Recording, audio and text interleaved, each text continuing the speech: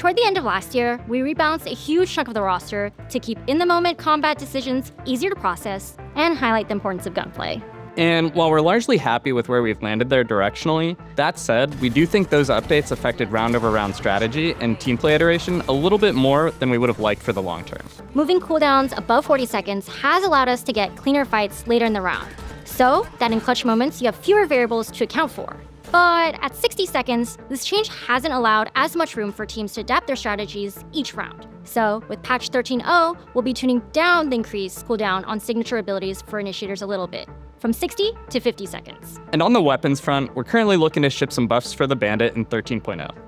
These are intended to make it a little bit more of a viable option outside of pistol rounds, similar to the Sheriff. Now, onto specific agents. To start the year, we targeted a few that were pushing things a little bit out of our boundaries. Yoru was doing too much on his own, especially with how quickly he could rotate, which made sentinels like Vito less appealing.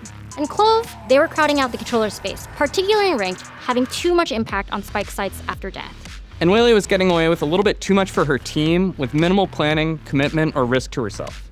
We've pulled them back in recent patches, and they're in healthier spots. We're also seeing better pick diversity overall, and we think keeping agents unique is key to sustaining long-term diversity.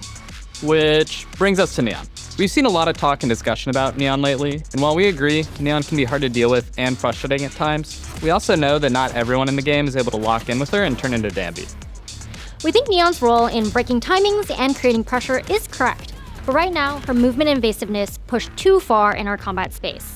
So we've got some changes today to bring her back in line. Right now, we're looking specifically at how Neon takes space around the map. Her mobility and speed while bunny hopping aren't really hitting our bar for tactical combat in Valorant. You can expect to see changes that'll affect Neon's evasiveness while keeping her ability to shoot and slide. We're mostly just looking to add some additional counterplay for Neon's opponents. In addition to this, we're also shipping some changes to shotguns today that target their effectiveness while moving and jumping. So you'll have to work a little harder to pull off those kinds of kills versus playing with them defensively and hunkering down. On the other side of things, we're also looking closely at our Sentinels. Stalling should be a reliable tool, not a situational one. Sentis should be a clear answer to fast and explosive team compositions. Stalling abilities have an important purpose in the game.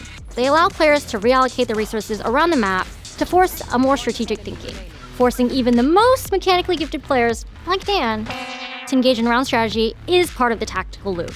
So, in patch 13.0, we're also making a few changes to some Sentinels we feel need a little bit of love. As just one example, Vito will be getting some updates to help solidify his rotational power and his ability to disrupt sight hits with Interceptor. We'll continue to monitor how these changes play out across skill levels, and you'll hear from us again throughout the year in patch notes and videos just like these.